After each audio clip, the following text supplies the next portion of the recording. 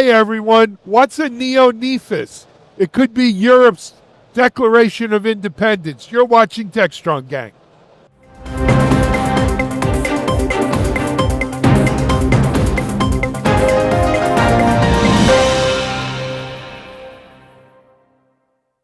Hey everyone, it's me, Alan Schimmel. We're here at London KubeCon for a special edition of the Techstrong Gang.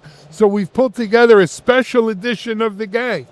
Let me introduce you quickly to who we've got here. I don't have to go around the country today. They're all right here in person at my table. From the far left, you may not recognize him without any guitars.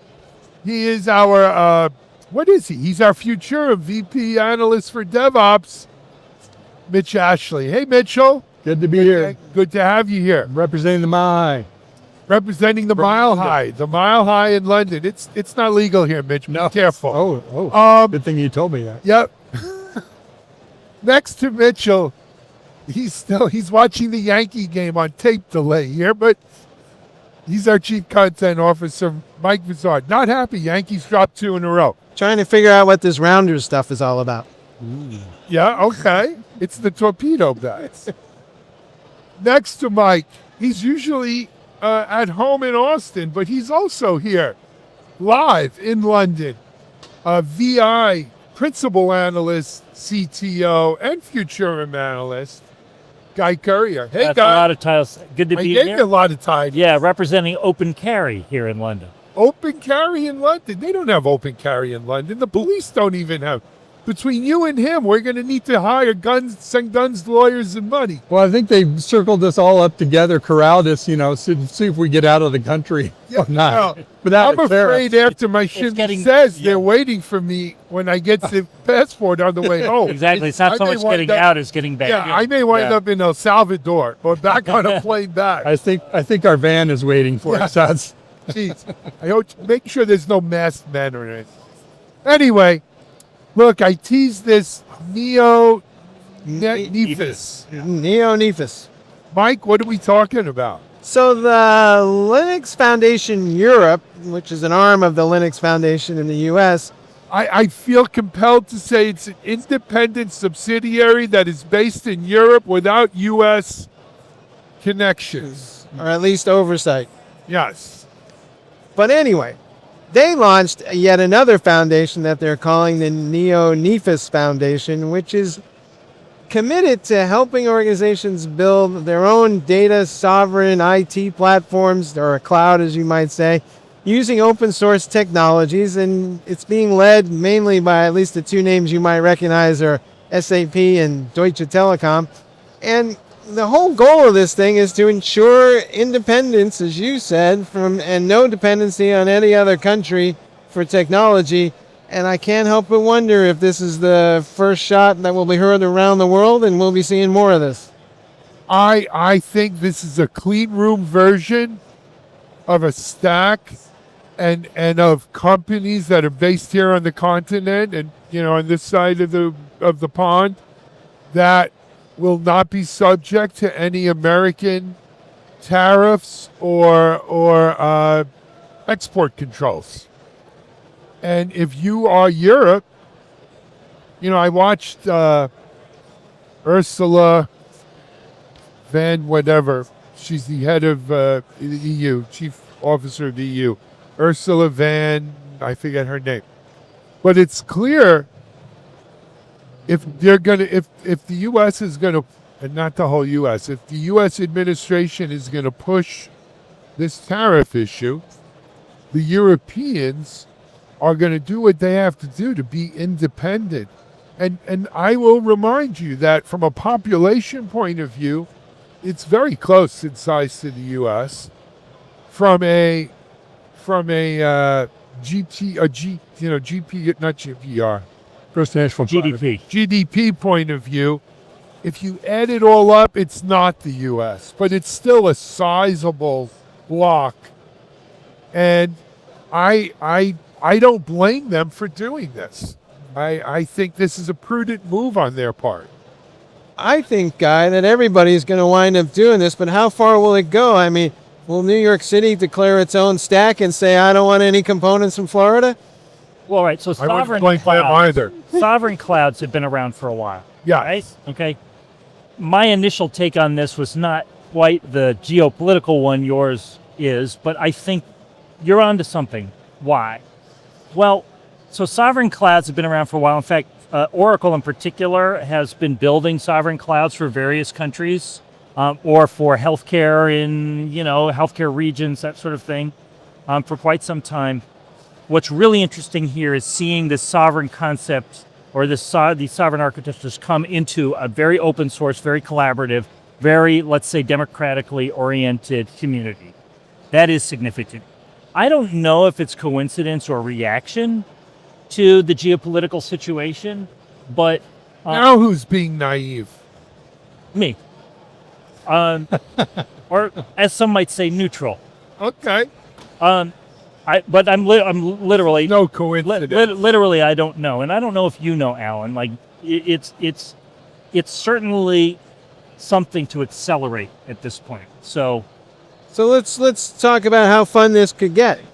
Do you think that open source maintainers and contributors in the United States would be legally prevented from contributing to this European project? exactly, Or That's- fork the projects based on sovereignty. there's the legal issue. There's also, I think, the cultural issue, which is where I was getting at, which is this sort of thing of separate development or separated, projects is inimical to the entire open source enterprise. And so it is a shot across the bow, if you like, to the current geopolitical situation, whether coincidence or not, because it is an organization whose whole mindset for decades, or a culture whose mindset for decades has been one of sharing and collaboration, saying, whoa, not here. We need to have our own thing. That's serious. That's an issue. So I once had a rabbi give a sermon that coincidence is God's way of showing us he's alive.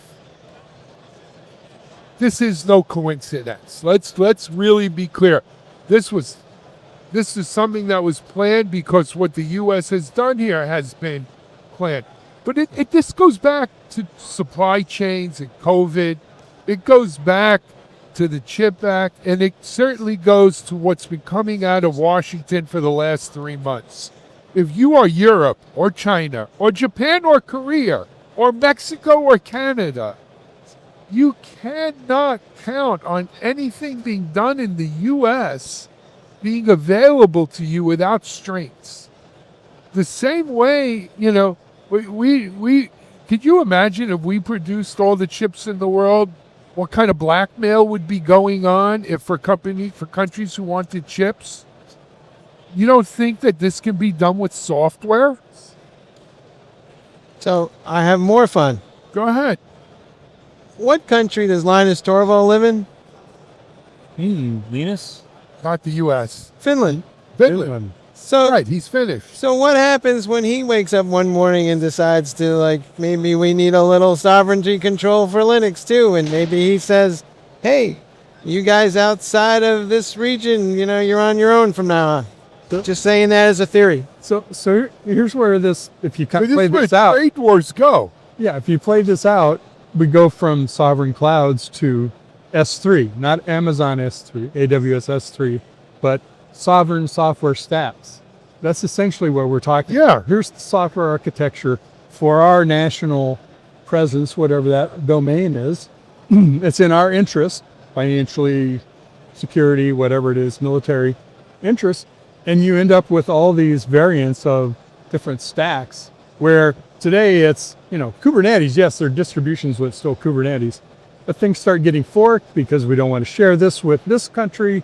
I mean, it gets down this ridiculous path. It's counter to the open source project as a whole. Yeah. Yeah. Guys, it's Great. bigger than that.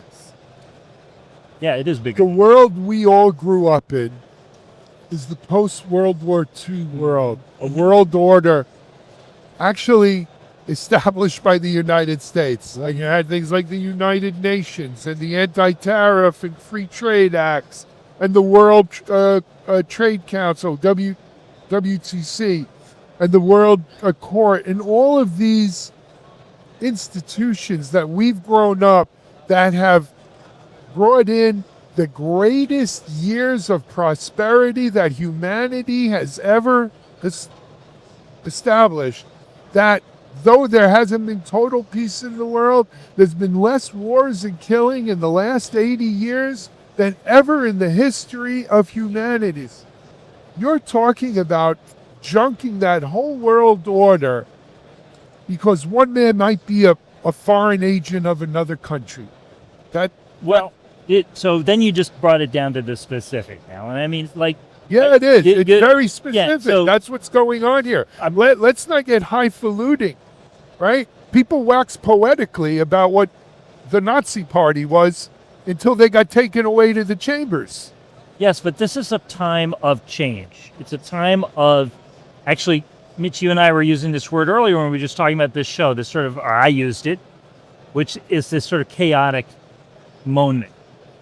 There's a lot of chaos. What we want to do, if we can, is orient everyone. And that's why I'm glad that you brought that up, because, Mike, you're talking about implications. You talk about implications of this kind of move and how it can reverberate. But what you're doing for us, Alan, is you're putting it in this perspective that the world used to have a very protectionist approach to the economy. That was pre-World War II.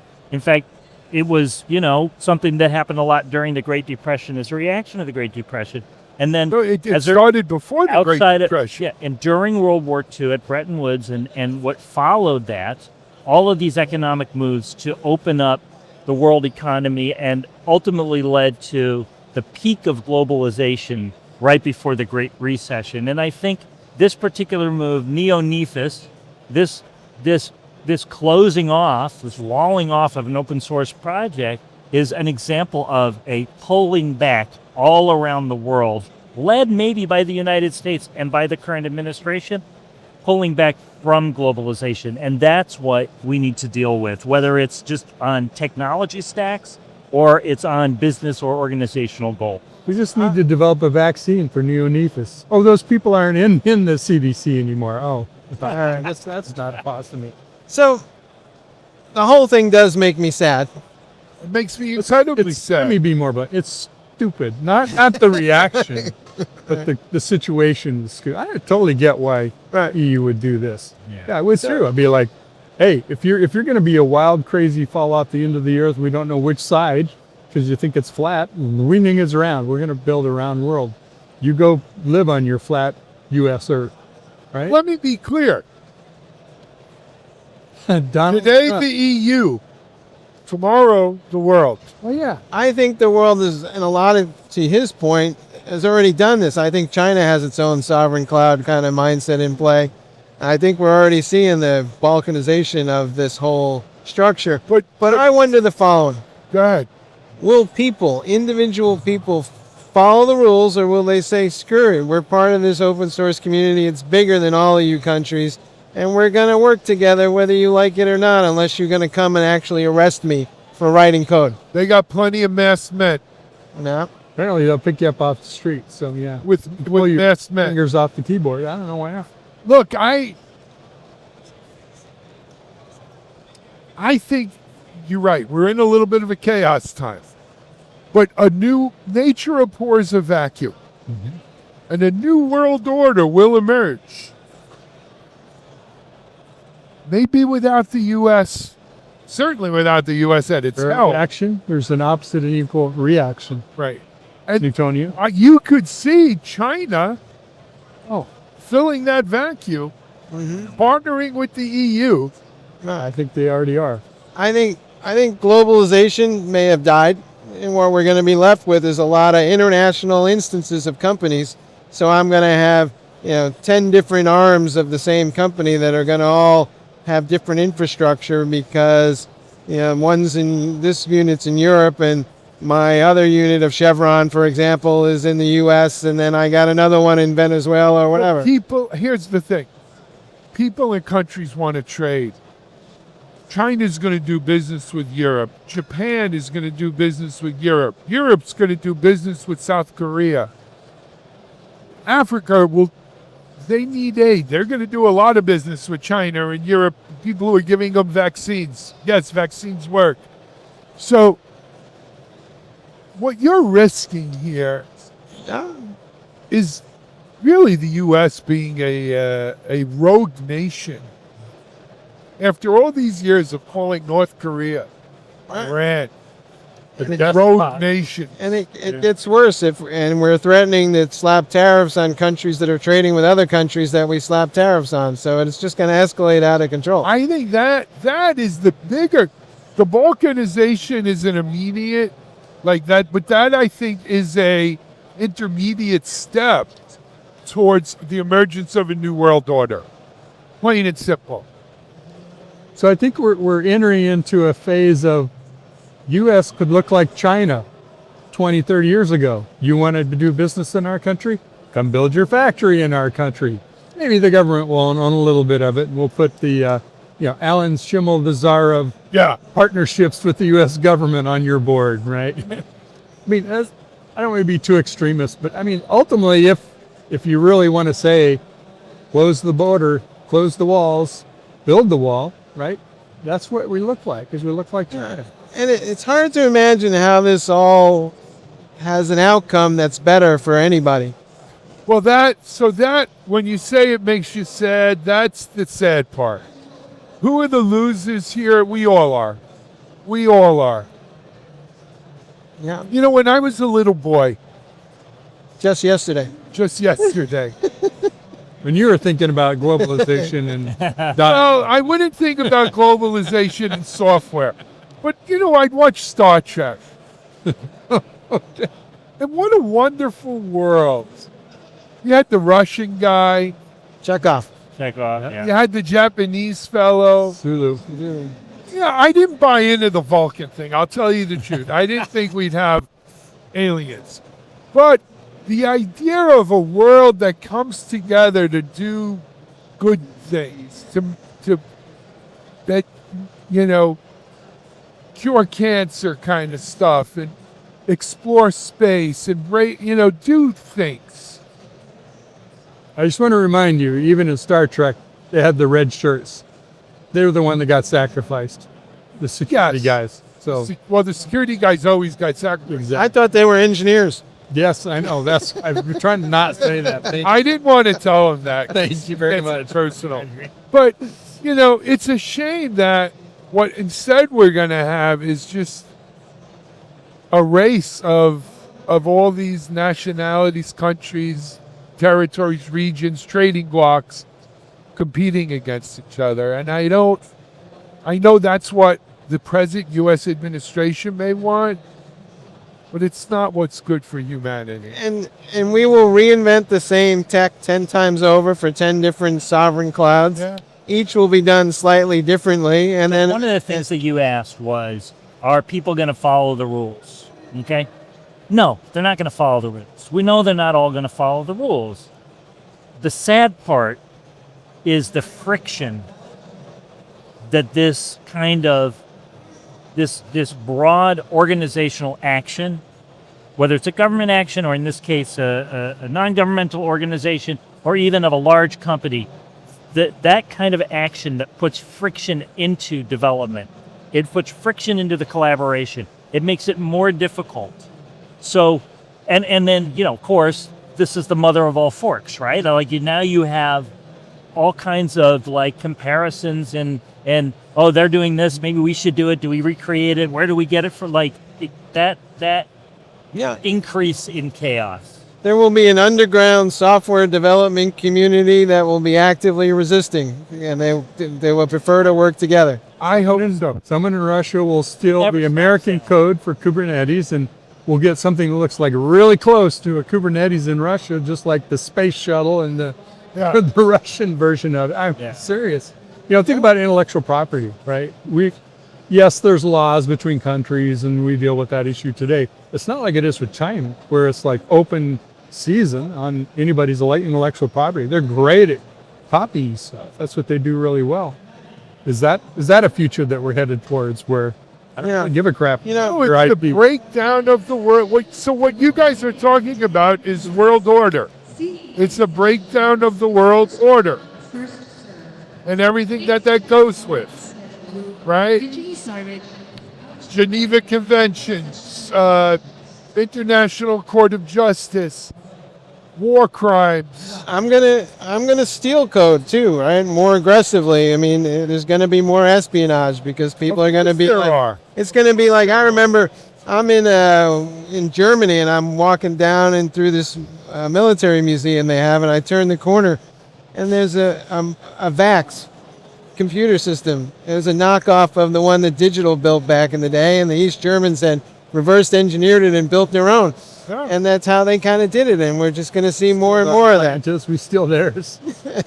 I will say this. You said globalism is dead or something like that. Globalization. Yeah. It's not dead. It's going into hibernation. These things swing back and forth. I hope so. So, I you hope know, so. it could be dead as far as we're concerned because maybe the return will be, you know, after we're done and gone. Well, the thing But about a return is you never build a supply chain the same way it was when it was. You can't. Same thing with, you're not going to build the same world order that we have today or globalization that we have today. It'll be something different. Maybe it'll have some of the characteristics of it, but we will What makes you return think- to that. maybe in the next segment, we'll talk about how AI is going to save us. I think that's What do you say? That's who our overlord is, actually. The oligarchs are already trying to take over AI. They already have. I'd like to talk about that. Yeah. Soylent Green. Okay, let's take a break here on Techstrong Gang. We're going to be back, and what are we talking about, Mike? Talking about the latest Cloud Native Computing Foundation research on adoption of technologies like Kubernetes. Seems so mundane compared to this, but we're watching Techstrong Gang. You'll be surprised. Discover Techstrong Group, the epicenter of tech innovation. We're your go-to for reaching IT leaders and practitioners worldwide. Our secret? Impactful content that sparks awareness, engagement, and top-quality leads. With us, you'll access editorial websites, streaming videos, virtual events, custom content, analyst research, and more. Join our satisfied clients. Let's revolutionize your tech journey. Contact us today and tell your story to the world in the most powerful way with Techstrong Group. Hey folks, we're back in the Cloud Native Computing Foundation, CNCF, the host of this fabulous event that we're at, puts out their annual research, or I think it's now semi-annual, and they're talking about, well, adoption of cloud native technologies and Kubernetes in particular. Now, it might come to you as a surprise that a lot of folks have Kubernetes clusters as that survey, but there was a couple of interesting points in here that I think will get your attention. One is 24% said that all of their application development and deployment now is cloud native. That's heading up to a rapid point. And then the growth rate of organizations that were adopting CI/CD platforms year over year increased 31%. So there's clearly a fundamental shift happening in the way software is built. And we've been talking about this for years in terms of it's coming, but I feel like looking at the research data, it's here in spades now. And then the question becomes this: how long will it be before the number of workloads that I'm running is greater than the number of cloud native workloads I'm running is greater than my legacy monolithic workloads? And then at what point do I shift the way I think about managing IT? Because up until now, like, the Kubernetes clusters people were in the corner over there somewhere managing this stuff with a DevOps team on their own. And if this stuff starts to go mainstream, the whole IT world is going to be different. Well, keep in mind, we're rebuilding. It's kind of Kubernetes is flowing upstream. And cloud native. We're rebuilding the tool chains and the workflows into cloud native technologies that we then develop software on top of. So we're now leveraging this, kind of eating our own dog food, if you will. So it isn't just that so many people are adopting CI/CD. Like, we have some other previous research that said, how many CI/CD platforms do you have or products? Are you still looking to replace those? Actually, the numbers are pretty high on people looking to replace what they have as well as look for new. But I think underlying all this is, how do you move everything onto a Kubernetes-based workflow substrate that supports all of this? So that changes fundamentally all the scripts and all the, baling wire and gum we use to patch things together to make it work, not discounting the quality of it. You know what I'm saying? And there's another hidden gem in the CNCF numbers. So we talk about CI/CD like it's one thing, but increasingly people who are running into Kubernetes are going, CI and CD are separate. They're like, the CI scripts that we use don't really work in a declarative Kubernetes environment where you're trying to continuously update it. So you're seeing the rise of things like Argo as a separate CD platform that's loosely coupled to CI, but this notion of using CI scripts to drive CD is, as far as they're concerned, dead. You don't deploy automatic. Most companies don't go straight from CI into deployment. Yet 43% of people, of organizations, are still using Jenkins for CI/CD. All right, It's a large chunk. that may be still a, smart. what do you call that, a trailing indicator? Yeah. Yes, but here's the thing. What is the thing? Here's the thing. This to me is not radical or news. This is pure crossing the chasm. Right? We were at that 15% early adopter stage for, shoot, Atlanta's 10 years of KubeCon. We've been at that early adopter stage for 8 or 9 years. Sure. And now we've crossed from 15% to 24, 25%, which means we're just at the beginning of the early mainstream, not the later mainstream. We still have a lot more to go. Yeah. To quote Churchill, it's the end of the beginning. Is that The end of the beginning, or the beginning, but not the beginning of the end. right? Well, let's not conflate Kubernetes and DevOps and that sort of thing, right? So unless the study says so, and you're the expert on the study at this point, not outside of the CNCF. My point is this: I think it was 5-6 years ago, Google demonstrated hosting a 4 terabyte database in a container, and some level of mobility. I mean, 4 terabytes in the other certain, especially 6 years ago. There's a lot of, or let's say, shouldn't say a lot. There's certainly a movement more towards hosting everything within containers and in Kubernetes. I think that's the default. Because of the operational fluidity it provides. Yeah. And if it's a monolith or an ancient monolith or whatever it is, I mean, that's one of the nice things about containers is that you can create them in to meet the specifications that you need, provided the infrastructure can support it, and you can go with that. So I have more fun on that, though.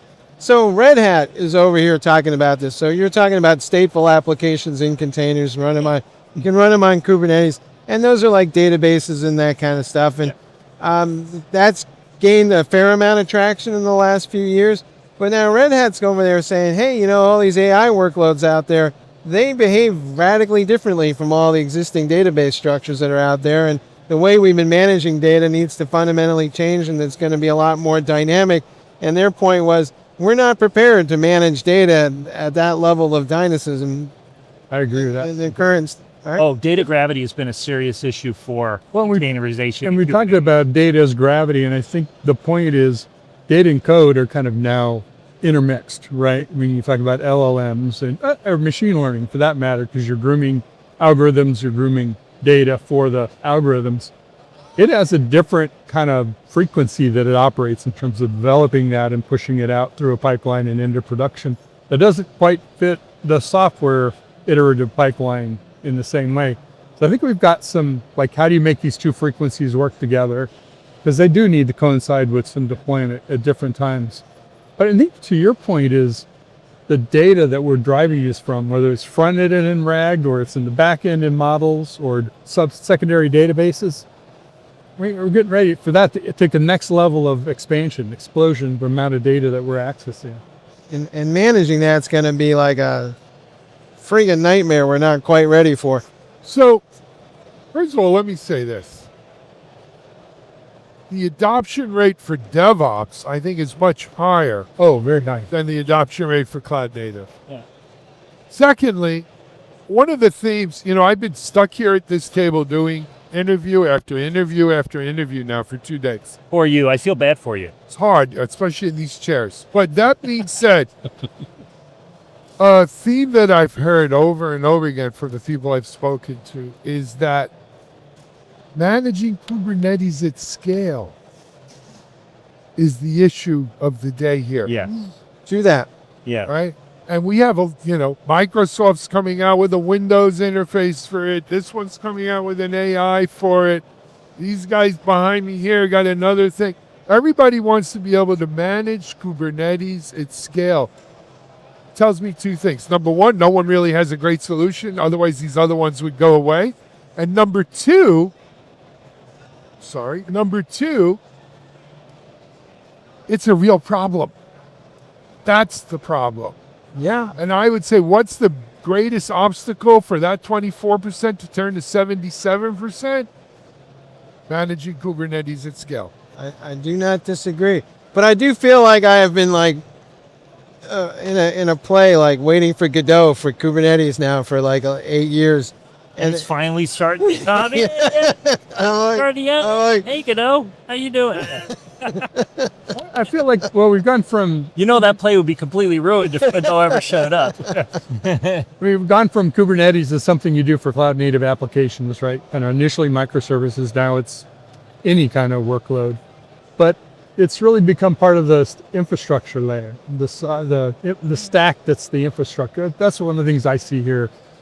We've talked about like how big can KubeCon get, how big can CNCF get.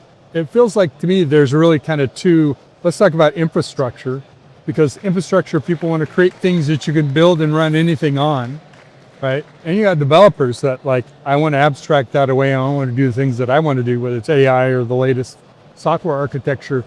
And it's kind of conflating those two things together in one show. You don't usually have one company that does both. There are some, the OpenStack plus development tools, there are some, but a lot of it is like, which booth do you go to? Are you a red or a green? So this new joining of the Open Infrastructure Foundation with the Linux Foundation, I think is a reaction in some ways to The open infrastructure, the infra. Infra is now an arm of the Linux Foundation. Right. Yeah, no, I know that. Yeah. But it's the cloud stack people. I use the full name. Yes. Okay. Yeah, CloudStack Open. Yes. Yeah. Okay. Yeah.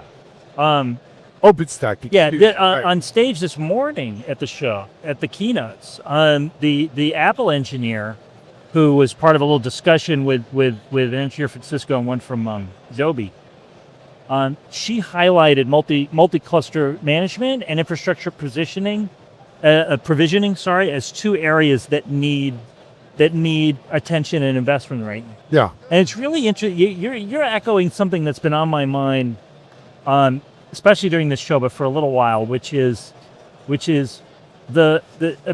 talk about this, we think about this, and a cloud native, we think of it in developer and application development terms, but weren't you just saying to me that there's just so much focus here on infrastructure operations, infrastructure management? Mm-hmm.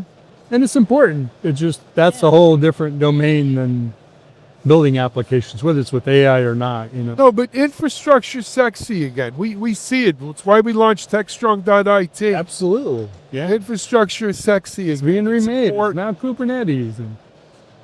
Absolutely. I always thought it was good looking myself, but Yeah, I was going to say, that means you and I are sexy You're like again. that. We're finally having infrastructure week. That's what you're saying. This is infrastructure week. Yeah, we're going to take a break before Mike gets himself in trouble.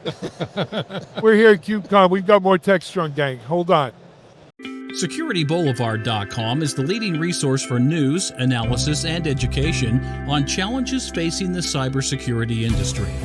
SecurityBoulevard.com covers all aspects of cybersecurity, including data security, DevSecOps, cloud security, application security, network security, security threats, and more.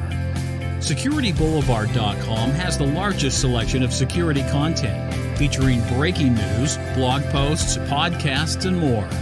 Visit www.securityboulevard.com to learn more. SecurityBoulevard.com, home of Security Bloggers Network.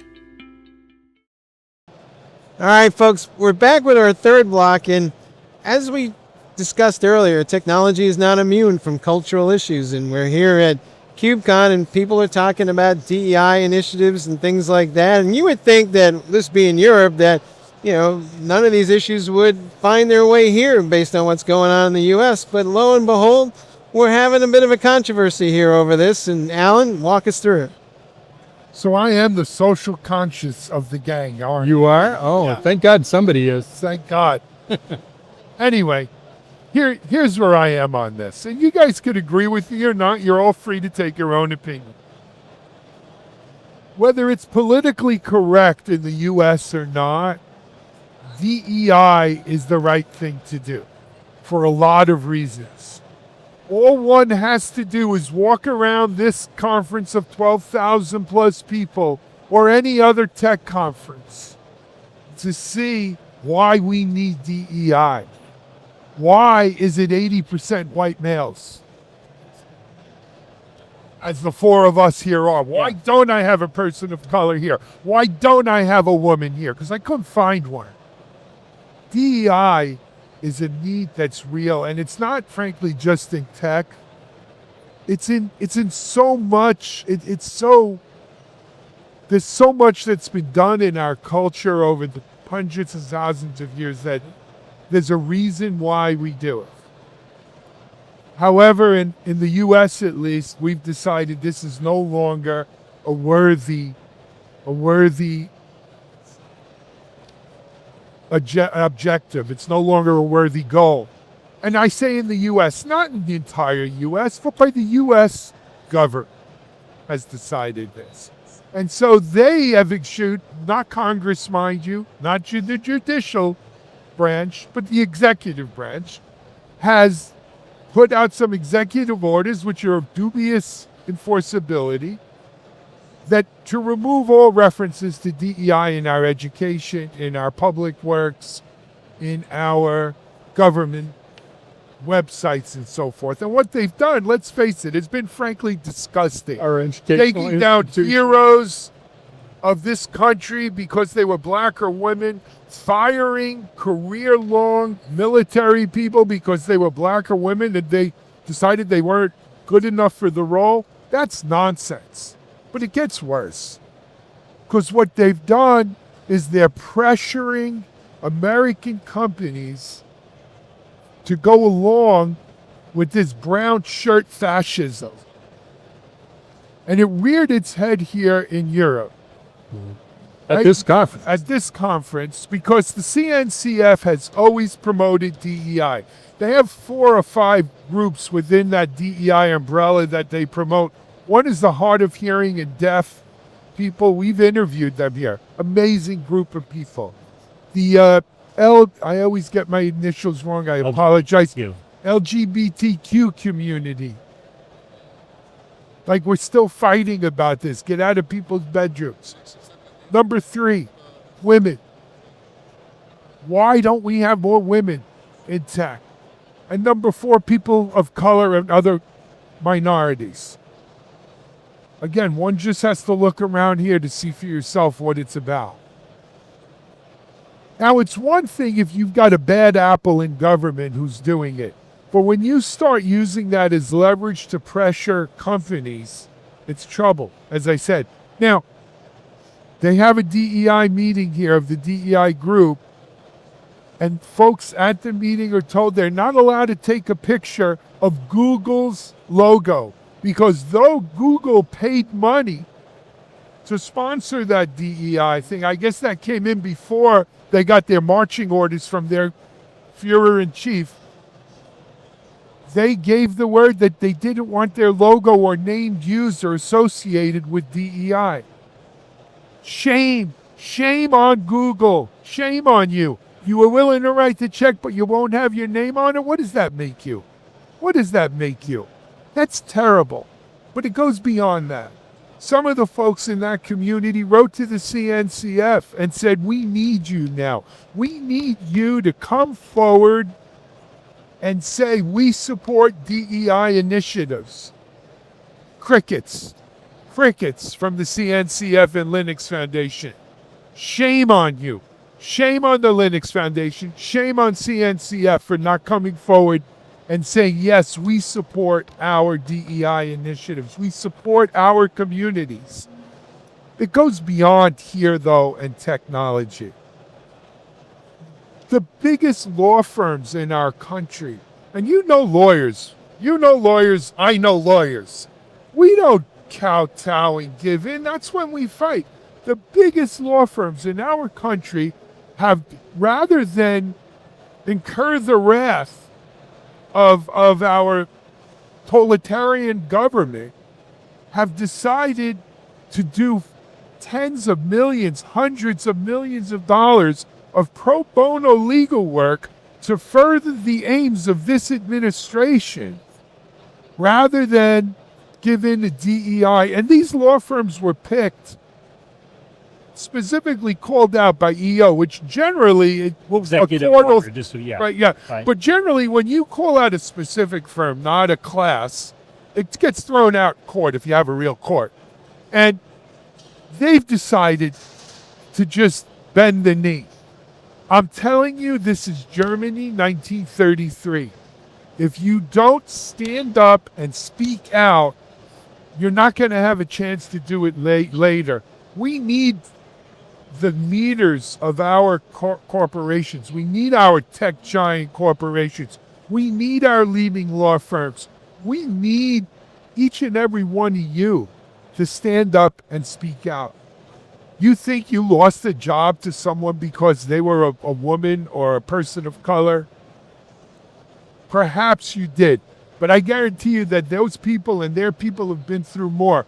But if we don't stand up and speak out, and we let this administration intimidate and bully and run over what makes America America, we will have no America. Yeah. And so I'm up in arms about this. Yeah, my point on it too is like it's extending into the corporate world where these companies should have the right to do what they want to do. Absolutely. And they're clearly feeling intimidated into one step versus another. And it's one thing for the administration to do what it's doing. I wouldn't agree with it, but at least, they ran on that and there's no surprise there. But on the side where they're like now extending that out to individual corporations to pressure them to behave a certain way is, as they say here, beyond the pale. Absolutely. Can I back this up a little Go ahead. to the DEI question? This is a personal issue to me. So it's even worse. How you characterize it was as an anti-DEI initiative by the current United States administration, because that's how the administration characterizes. But what is it really? What is it really? It is a statement that anyone who wants to accuse and be suspicious about someone who is not like them getting a job, getting an honor, getting promoted, getting an opportunity, if they want to blame that on that person's background, they're now allowed. They're allowed to do that. Mm-hmm. Okay? That's what this is about. Yeah, It's it not is. really eliminating DEI because it's not needed anymore or because it's prejudicial against a group or any of that other sort of thing. It's so that when someone like myself in my position can go and say to themselves, I wanted that, I didn't get it, look who got it. It must be because of their background. It must be because of whom they were born as. It must be because of their feelings or their position. Yeah. I am getting official support for that. Not just official support, I'm getting the power to go and say, take them out. The problem is with it, That's That's poisonous. That's poisonous. The Trump It's It's poisonous to anti everything society. that we. It's poisonous to America, people. the American brand. Yeah. So I think the problem is that we've elevated it to a top-level political issue. Like abortion became a top-level political issue in the 80s, right? And it polarized America. Now, meritocracy is used as the opposite of DEI. So you can't have a meritocracy if you have DEI. So we must have to get rid of DEI. That's the blame factor. And it's to me, it's kind of the fighting back of, you can talk about whether it's white males or racist or what might all be behind it. But I think it's really part of tearing down the infrastructure, tearing down the norms of our society and advances that we've made, and creating the chaos that you talked about at this conference that's happening, in our political world and even and in our lives, in our work lives. So I don't really give a shit what the government thinks about if I like DEI or not. The president of whatever company I work for, I hope they don't really give a shit either. But the problem is the tech bros have stepped in and said, oh, great, let's change our policy around monitoring, and we've been too aggressive about monitoring the content on our sites. That's bullshit. They're just kowtowing to either curry favor or avoid consequences from the government.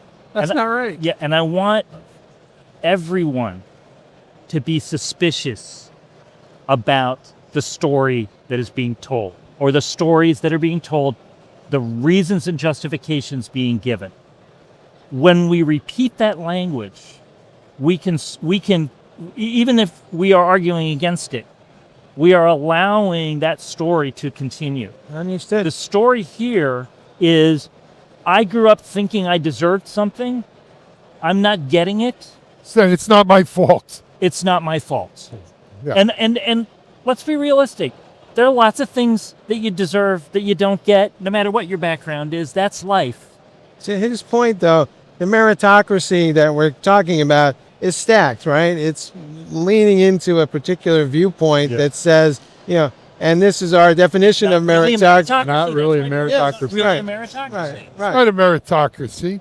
Yeah, You fire a 4-star general to bring a 3-star general into a job that's only available to 4-star generals because the 4-star general was black and the 3-star guy is out of central casting, according to the idiot in chief. Mitchell, I've never heard you curse on Techstrong Gang before, so I know how upset this makes you. Yeah, it is. It's. I think we're destroying the fabric of our society, of what makes us human, and we're demonizing people for whatever reason you choose. Maybe we should just stay here and not go home. maybe. But wait, but this only exists because I don't even think the people who are saying it believe it. They just know that they can get votes saying it. They can get votes. Well, no, I think I think they ultimately believe it. there are I think people this who one they believe it. I think this one they believe, Mike. They I think there believe are lots it. of things they don't believe that they say. But I again, think this one- the key here is stand up, speak out. If you don't stand up and speak out about this, you're guilty by Your chance to association. do it might be gone. And I'll close it with this, and I closed my Shimmy Says with this today. I had the writing, I don't have it in front of me now. But you know that old quote, when they came for so-and-so, I wasn't them, so I didn't say anything. Yeah. And when they came for the next one, and until they came for me and there was no one. Yeah. I'll leave it with that. All right. Techstrong Gang, we're live in KubeCon. We'll be here tomorrow.